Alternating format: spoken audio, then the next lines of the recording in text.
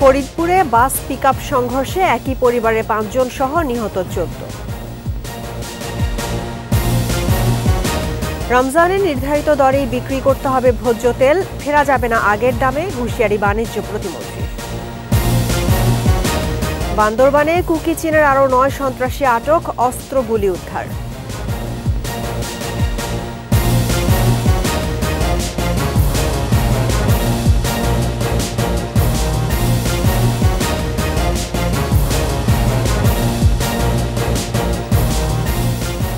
শুনছিলেন first security ইসলামী bank PLC সংবাদ শিরোনাম। আমন্ত্রণ রাত ১১টার ২১শে সংবাদে আপনাদের সঙ্গে আছি রাহনুমা রাহিম।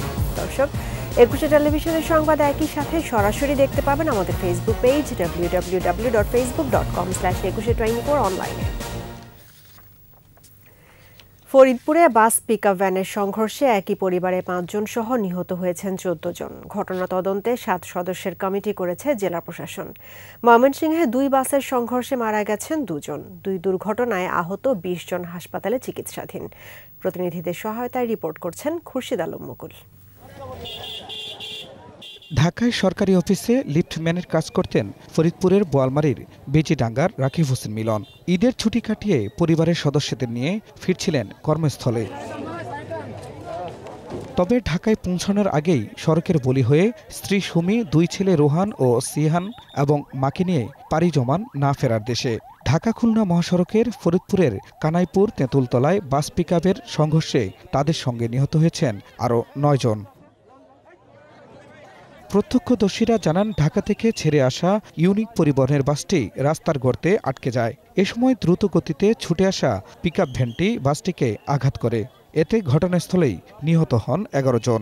আহত ৮ জনকে হাসপাতালে নেওয়া হলে চিকিৎসাধীন অবস্থায় মারা যান আরও 3 জন। তারা সবাই পিকআপ ভ্যানের যাত্রী ছিলেন। দ্রুত গতিতে দুর্ঘটনাটা ঘটছে, সেই ক্ষেত্রে অনেক লোকই সিটকে পড়ে গেছে এবং ভিতরেও অনেক লোক মৃত অবস্থায় পড়ে আছে। পিকআপ আইসা হয়তো ড্রাইভার ঘুমাইছিল, চট্টগ্রামের ইউনিটে মাইরে দিয়েছে পিকআপে। আহতদের 4 জন বঙ্গবন্ধু মেডিকেল কলেজ হাসপাতালে চিকিৎসাধীন। আশঙ্কাজনক অবস্থায় অন্যজনকে পাঠানো হয়েছে ঢাকায়। দুর্ঘটনার কারণ জানতে 7 সদস্যের কমিটি করেছে জেলা প্রশাসন। 3 কর্মদিবসের মধ্যে প্রতিবেদন জমা দিবে কমিটি। চালকের অসচেতনতা এবং লেন ত্যাগ করে 2টি গাড়ি একই লেনে আসার কারণে মুখোমুখি সংঘর্ষ হয়েছে। এদিকে ময়মনসিংহের তারাকান্দায় 2 বাসের সংঘর্ষে মারা গেছেন 1 পুরুষ ও নারী। আহত হয়েছেন আরও 15 জন।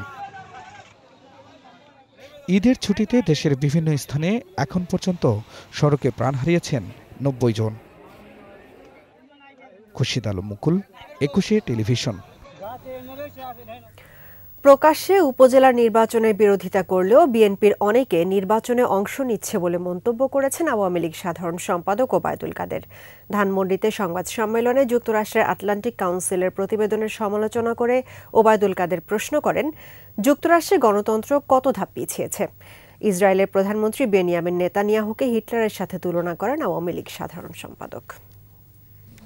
প্রকাশ্যে উপজেলা নির্বাচনে বিরোধিতা করলো আমাদের জানা মতে স্থানীয় পর্যায়ে তাদের অনেকেই নির্বাচনে অংশ নিচ্ছে। রমজানের আগের মূল্যে ভোজ্য তেল বিক্রির কোনো সুযোগ নেই বলে জানিয়েছেন বাণিজ্য প্রতিমন্ত্রী আহসানুল ইসলাম। ঢাকার রিপোর্টার্স ইউনিটিতে সাংবাদিকদের সাথে মতবিনিময় সভায় এই হুঁশিয়ারি দেন তিনি। 7 ফেব্রুয়ারি এসআরও জারি করে ভোজ্য তেলের উপর ভ্যাট কমানো হয়েছিল, যার প্রেক্ষিতে রমজান মাসে কমে যায় সয়াবিন তেল ও পাম অয়েলের দাম। সেই এসআরওর মেয়াদ 15 এপ্রিল শেষ হওয়ায় 16 এপ্রিল থেকে সয়াবিন তেল আগের 173 টাকা লিটারে বিক্রির সিদ্ধান্ত নিয়েছেন মিল মালিকরা। তবে বাণিজ্য প্রতিমন্ত্রী বলছেন, সরকারের সাথে আলোচনা ছাড়া এ ধরনের কোনো সিদ্ধান্ত নেওয়ার এখতিয়ার তাদের নেই।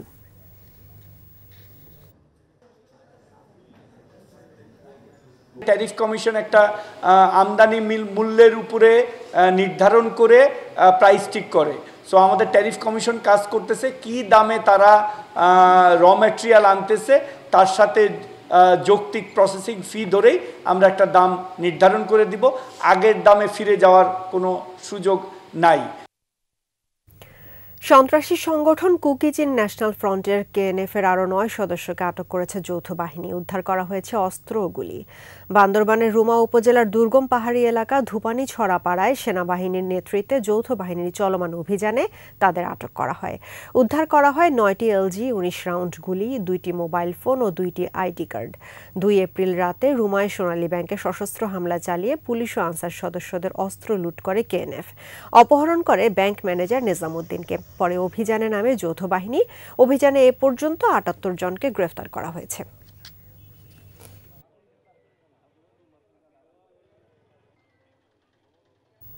নিচ্ছি সংবাদ বিরতি। যখন ফিরছি তখন অন্যান্য খবরের সঙ্গে আরও থাকবে। ইরানে হামলার সামরিক পরিকল্পনা পর্যালোচনা করছে ইসরায়েল, কড়া বার্তা তেহরানের।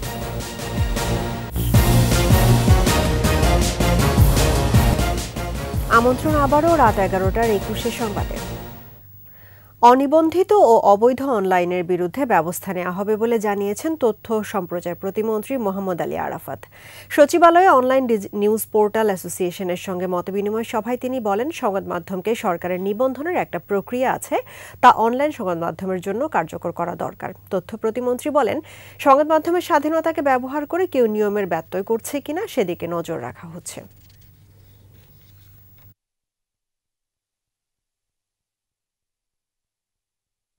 গণমাধ্যম এতটাই মুক্ত, উন্মুক্ত এবং স্বাধীন যে নিবন্ধন ছাড়াও চলতে পারে এবং নজরদারি নিয়ন্ত্রণের কথা সাংবাদিক যারা প্রফেশনাল তারাই বলছেন করা দরকার, কিন্তু আমরা কিন্তু এগুলো করি না।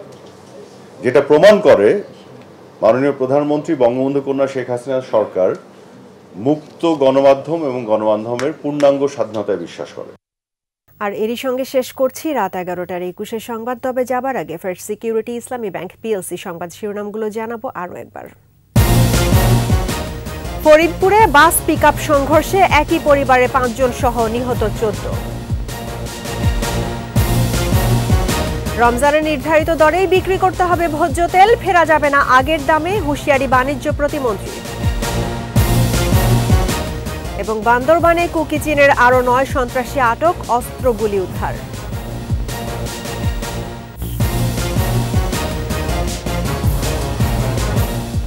দর্শক, 21-এর সর্বশেষ খবর জানতে ডায়াল করুন 2021 নম্বরে, আর ভিজিট করুন 21-tv.com এই ওয়েবসাইটে। এছাড়া ফেসবুকে ভিজিট করতে পারেন facebook.com/2124 অনলাইনে। 21-এর খবর দেখুন, 21-এর সঙ্গেই থাকুন। স্বাস্থ্যবিধি মেনে চলুন, সুস্থ থাকুন।